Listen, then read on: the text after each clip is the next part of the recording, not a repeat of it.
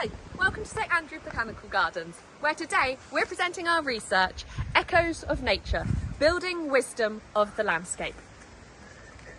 This project is brought to you by the British Council's Connections Through Culture 2023 grant. So, first we're off to meet Ming Yu, who's going to tell us all about the Scottish bothy.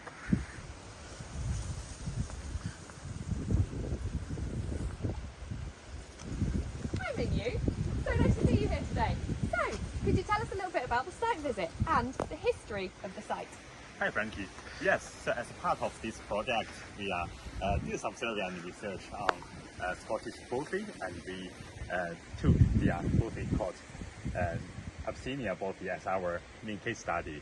So the history of the bothy is like, most of the Scottish bothy were built between 1800 to 1900 and used to provide a shelter for agricultural or the shepherd family or shepherd's family in a quite remote setting.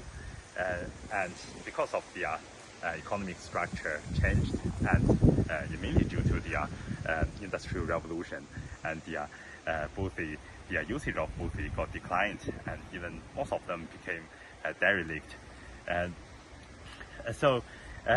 But on the other hand, the desire of access to the nature got popular after the Second World War, and so that encourages people to reuse the bothy, to restore it, still provide a shelter for the people who's traveling around.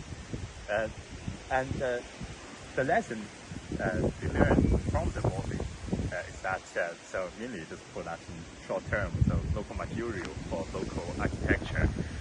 So if you look at that bothy closely, like you can tell the material of stone, like from local stone quarry, and then when that ran out, they start to use the local riverbed rocks as their maintenance to repair the bothy.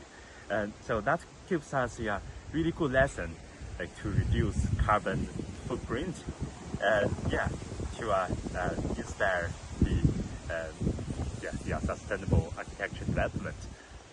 And who's looking after sites like this today?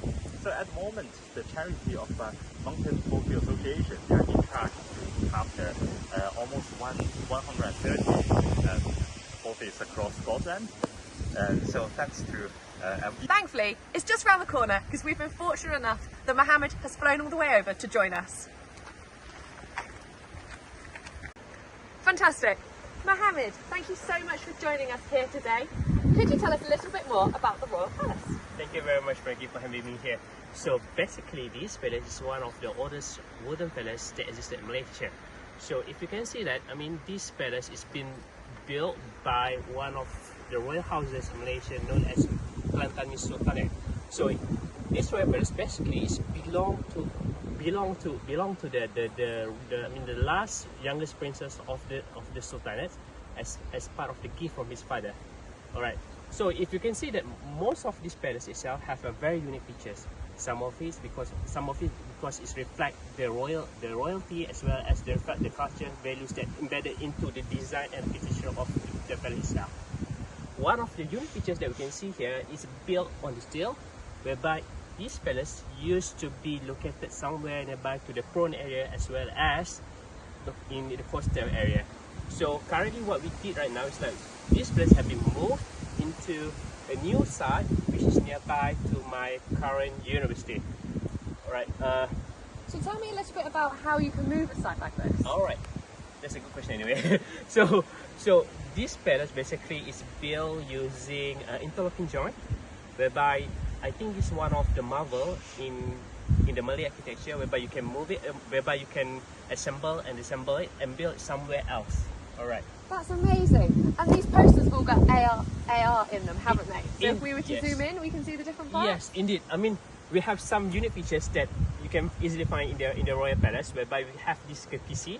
Alright, kekisi is a very intricate design of the wall panel that been used as a hole for the wind to enter, or to enter and giving a cooling effect for the whole palace.